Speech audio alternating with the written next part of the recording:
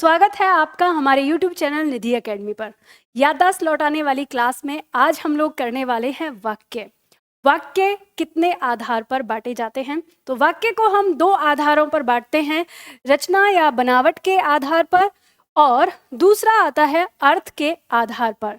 तो रचना या बनावट के आधार पर हम इन्हें 3 भागों में बांटते हैं और अर्थ के आधार पर हम इन्हें 8 भागों में बांटते हैं। तो चलिए एक एक करके इनको समझ लेते हैं। यहाँ से भी आपकी परीक्षा में 1 नंबर का प्रश्न बन जाता है, तो फटाफट से 2 मिनट में इसे समझ लेते हैं। सबसे पहले हम इन्हें देखते हैं रूप यानी रचना या बनावट के आधार पर हम इन्हें 3 भागों में बांटते हैं। पहला आता है हमारा सरल वाक्य। सरल वाक्य की परिभाषा कहती है कि जिस वाक्य में एक उद्देश्य और एक विधेय होता है वो सरल वाक्य होता है, या जिसके 2 उद्देश्य किंतु उनका एक विधेय होता है वो सरल वाक्य होता है, या वाक्य के अंदर अनेक उद्देश्य और अनेक विधेय हों किंतु उनका आपस में संबंध बराबर बराबर होता है, तो वो सरल वाक्य होते हैं।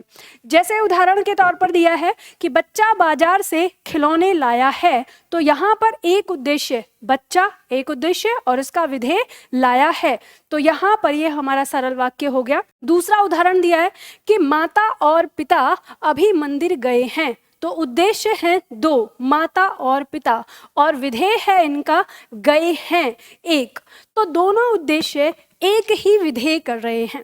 अब उद्देश्य और विधेय का मतलब आप लोगों को पता ही है। उद्देश्य कहते हैं वाक्य का कर्ता यानी वाक्य में काम को करने वाला, और विधेय यानी वाक्य की क्रिया, वाक्य में जो काम हो रहा है उसे विधेय कहते हैं। तो ये दोनों आपको समझ में ही आ गए। तो सरल वाक्य हमारा वही होता है।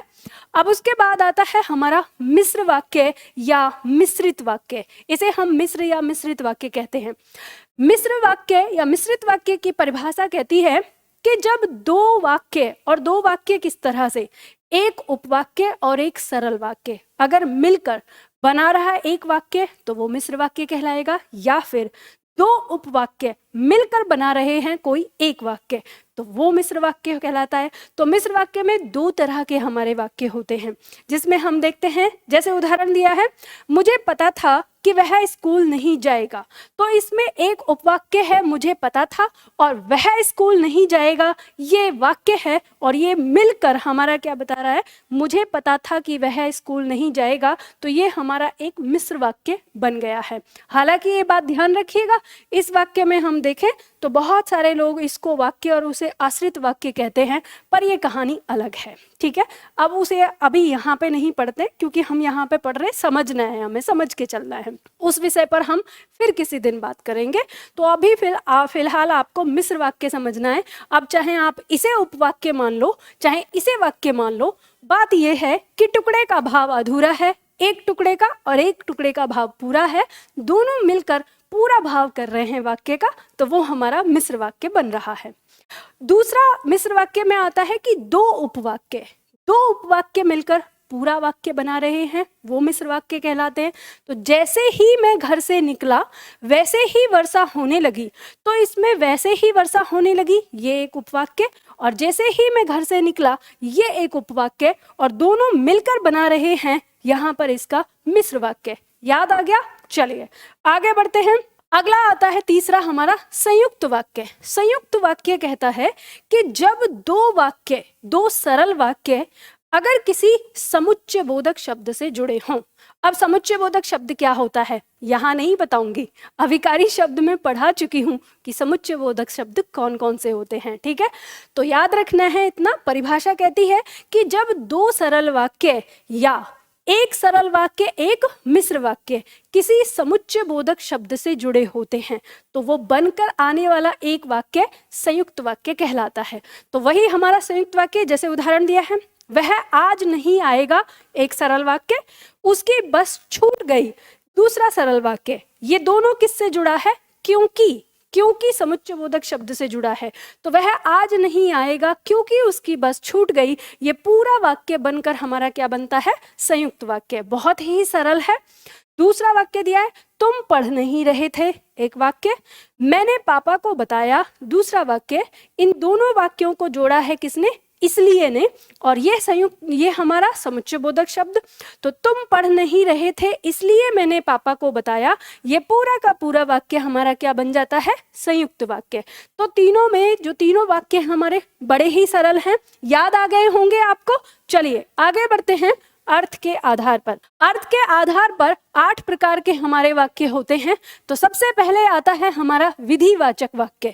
विधिवाचक को हम सकारात्मक वाक्य भी कहते हैं।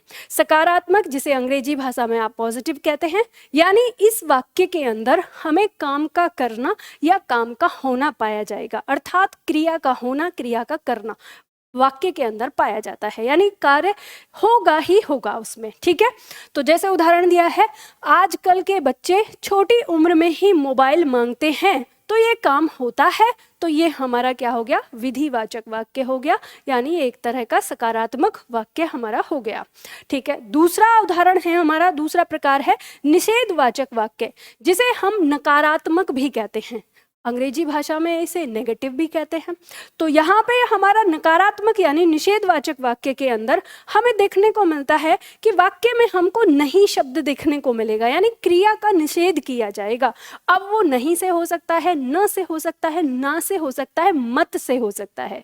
जैसे उदाहरण दिया है कि आज की युवा पीढ़ी प्राय माता पिता की बात नहीं मानती है। तो नहीं आ गया, यानी नहीं मानती है, नकार देती है, तो इसमें हमारा निषेधवाचक यानी नकारात्मक हो गया।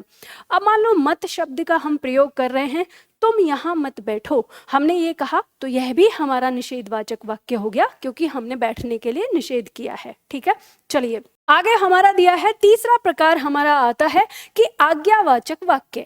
आज्ञावाचक वाक्य ये वे वाक्य होते हैं जिनमें काम को करने की आज्ञा दी जा रही है। अब वाक्य की प्रकृति कैसी भी हो सकती है, आपको बस वाक्य के भाव में ये समझना है, क्या कहीं कोई व्यक्ति दृश्य या अदृश्य यानी प्रत्यक्ष या अप्रत्यक्ष रूप से उस काम को करने की आज्ञा तो नहीं दे रहा, तो वही हमारे आज्ञावाचक कहलाते हैं। जैसे ये पुस्तकें उस मेज पर रख दो, तो यहाँ पर कोई काम करने के लिए कह रहा है, लेकिन वो है क्या, अदृश्य है। भले ही अदृश्य हो, लेकिन क्रिया हमें बता रही है कि यहाँ पर आज्ञा दी गई है, आदेश दिया गया है। जरा दरवाजा बंद कर दो, एक गिलास पानी दे दो, इस तरह के वाक्य हमारे किस में आ जाएंगे, आज्ञावाचक में। चलिए आगे आता है चौथा पॉइंट, प्रश्नवाचक वाक्य। बहुत ही आसान है, जिन वाक्यों में आपको प्रश्न का बोध होगा, अर्थात हम कह सकते हैं वाक्य के अंदर हमको प्रश्नवाचक शब्द भी देखने को मिलेंगे और वाक्य का भाव जो है वो प्रश्नवाचक होना चाहिए। जैसे उदाहरण दिया है, परीक्षा का परिणाम कब आएगा, तो यहाँ प्रश्न किया गया है, पूछा जा रहा है कि परीक्षा का परिणाम कब आएगा, तो ये कब हमारा दिया है प्रश्नवाचक शब्द। इससे भी हमें पता चल जाता है कि यह वाक्य हमारा प्रश्नवाचक वाक्य है। लेकिन याद रखिए, ये जरूरी नहीं कि हमेशा प्रश्नवाचक शब्द अगर आपका रखा हुआ है तो वो प्रश्नवाचक वाक्य होगा ही। आपको ये याद रखना है कि प्रश्न का बोध होना चाहिए उसमें। अगर किसी ने ऐसे कर दिया कि मोहन कब तक आएगा ये मैं नहीं जानता, अगर ये वाक्य दिया है और इसमें पूछ लिया जाए तो ये आपका प्रश्नवाचक वाक्य नहीं होगा कि कब तक आएगा, कह दिया कब आ गया तो प्रश्नवाचक होगा, नहीं। वो कह रहा है कि मोहन कब तक आएगा ये मैं नहीं जानता, तो वो निषेधवाचक वाक्य की श्रेणी में आएगा, ना कि प्रश्नवाचक। तो आपको वाक्य के भाव पर जाना है। चलिए आगे देखते हैं। अगला आता है पॉइंट नंबर 5, विस्मयवाचक वाक्य। विस्मयवाचक, आपको जब भी विस्मय शब्द याद दिखाई दे, आपको याद रखना है इसका लेना देना तो हमारे भावों से है। तो जहां पे हमारे भाववाचक वाक्य होंगे, यानी हम ये कह सकते हैं, इसका दूसरा नाम भाववाचक वाक्य भी हो जाता है। यहाँ हम कह सकते हैं कि जब मनुष्य के भावों को व्यक्त किया जाएगा वो वाक्य हमारे विस्मयवाचक वाक्य के अंतर्गत आएंगे। इनमें हम खुशी, दुख, शोक, घृणा, आश्चर्य, इन सारी चीजों को हम व्यक्त करते हैं। तो वाक्य दिया है जैसे, अरे वाह कितना सुंदर नजारा है, तो हम अपनी खुशी व्यक्त कर रहे हैं यहाँ पर, तो ये हमारा विस्मयवाचक कहलाएगा। आगे बढ़ेंगे। अगला वाक्य है हमारा संदेहवाचक वाक्य।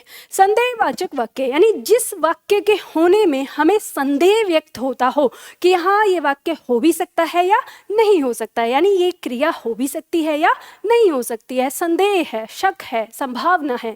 तो इसके लिए एक ट्रिक याद कर लीजिए, काल आप लोगों ने पढ़ा ही था। तो काल में तीनों काल में से जितने भी संदेहवाचक हैं आपके यानी संदिग्ध वाले, ठीक है, तो संदिग्ध वाले वाक्य और संभाव्य वाले वाक्य, उन सभी के अंदर आने वाले सभी प्रकार के वाक्य आपके संदेहवाचक के अंदर आएंगे। यानी संदिग्ध और संभाव्य वाले काल चाहे कोई सा भी हो तो वो सबके सब हमारे संदेहवाचक के अंदर आ जाएंगे। जैसे बच्चा घर आ गया होगा, तो बच्चा घर आ गया होगा तो इसमें हमको क्या है, संदेह है कि बच्चा घर आ गया होगा, संदेह है। आप लोगों के लिए एक प्रश्न है मेरा, काल पढ़ा चुकी हूं तो आपको ये बताना है कि बच्चा घर आ गया होगा इस वाक्य में कौन सा काल है। और अभी अभी मैंने आपको हिंट भी दी है, तो आपको बताना है उस काल का नाम। ये कमेंट बॉक्स में आप लोग लिखेंगे कि इस वाक्य के अंदर कौन सा काल का भेद है। अब देखती हूं कि आपने सही ढंग से सीखा है या नहीं। चलिए आगे बढ़ते हैं। अगला पॉइंट आता है इच्छावाचक वाक्य। नाम से पता चल गया, इच्छा, जहां पर भी इच्छा होगी यानी वाक्य के अंदर किसी चीज को पाने की इच्छा जहां पर आएगी वो इच्छावाचक होगा। या हम किसी भी कार्य यानी किसी भी क्रिया के होने की इच्छा जब व्यक्त करेंगे वो इच्छावाचक आएगा। जैसे वाक्य दिया है, मैं विदेश जाना चाहता हूँ, वाक्य के अंत में हमें चाहता, चाहती, चाहता, चाहती ये शब्द हमें देखने को मिलेंगे। इसके अलावा जैसे हम किसी को विश करते हैं यानी कामनाएं करते हैं, आपकी यात्रा मंगलमय हो, या आप सदा सुखी रहें, या विजयी भव, आपकी परीक्षा अच्छी हो, इस तरह के वाक्य भी हमारे किस में आते हैं, इच्छावाचक में आते हैं। यानी मनोकामनाएं जो हमारी होती हैं, शुभ कामनाएं जो हमारी होती हैं, अभिशाप अगर किसी को दिया हुआ होता है, वो सब हमारे इच्छावाचक वाक्य के अंतर्गत आते हैं। और अगला और अंतिम हमारा है संकेतवाचक वाक्य। और संकेतवाचक, संकेत शब्द के बारे में एक बात आपको बताई थी मैंने कि जब भी आपको संकेत शब्द दिखाई देगा आपको याद रखना है जरूर जोड़ा होगा। अगर वाक्य पूछ रहा है तो दो वाक्य होंगे, अगर शब्द पूछ रहा है तो दो शब्द होंगे। याद आई बात? तो बस यहाँ पे कह रहा है कि संकेतवाचक वाक्य, तो हम कह सकते हैं, इसके लिए भी हिंट है आपके पास, हेतु हेतु मद के लिए जितने भी काल हैं, चाहे वो भूतकाल है, वर्तमान काल है या भविष्य काल है, तो हेतु हेतु मद वाले जितने भी वाक्य हैं वो सबके सब हमारे किसके अंदर आएंगे, संकेतवाचक वाक्य के अंदर। अर्थात एक क्रिया का होना ना होना दूसरी क्रिया के होने ना होने पर निर्भर करता है, वो हमारा संकेतवाचक वाक्यों के अंतर्गत होता है। तो यहाँ देखते हैं, यदि मोहन समय पर घर आ जाता तो मैं भी उससे मिल पाता। अब मोहन समय पर घर नहीं आया इसलिए मैं उसे मिल नहीं पाया। यानी एक क्रिया के होने पर ही दूसरी क्रिया होती और एक क्रिया नहीं हुई तो दूसरी क्रिया भी नहीं हुई। तो यहाँ पर यह हमारा संकेतवाचक वाक्य कहलाएगा। और बस इतना सा ही तो है आपका वाक्य। तो आपको बात समझ में आ गई? तो देखो, आप में से जो भी छात्र पहली बार ये क्लास देख रहे हैं तो उनकी जानकारी के लिए मैं बता दूं, ये है हमारा रिवीजन बैच। इसको हमने कहा है याददाश्त लौटाने वाला बैच। अब ये किसकी याददाश्त लौटा रहा है? तो ये याददाश्त लौटा रहा है मेरे उन छात्रों की जिन्होंने मुझसे हिंदी का बैच पढ़ा हुआ है। तो आप में से जिस भी छात्र ने मुझसे हिंदी का बैच नहीं पढ़ा हुआ है तो उसके लिए यहाँ थोड़ी सी समस्या हो सकती है। उसे ये लगेगा कि पता नहीं मैम कौन सी बातों को याद करने की कह रही हैं। तो ये जो क्लास आप लोगों ने पढ़ी है, तो अगर आप में से भी कोई छात्र मेरी क्लास पढ़ना चाहता है तो आपको निधि एकेडमी ऐप डाउनलोड करना है, वहाँ जाके आप हमारा बैच ले सकते हैं। लाइव बैच लेना चाहते हैं लाइव बैच ले सकते हैं, अगर कंप्लीट बैच लेना चाहते हैं तो कंप्लीट बैच भी ले सकते हैं। तो चलिए, आपको ये सब चीज़ें यहाँ पे अच्छे से याद हो गई होंगी। पीडीएफ अगर ये आपको लेनी है तो पता ही है क्या करना है, निधि एकेडमी ऐप पे जाके यूट्यूब वाले ऑप्शन में जाके आपको ये पीडीएफ लेनी है। अगर फिर भी आपको ये ना मिले तो कोई बात नहीं, आप दिए हुए नंबर पर कॉल करके जानकारी ले सकते हैं। चलिए, आज के लिए इतना ही करते हैं, फिर मिलते हैं हम अगले वीडियो में।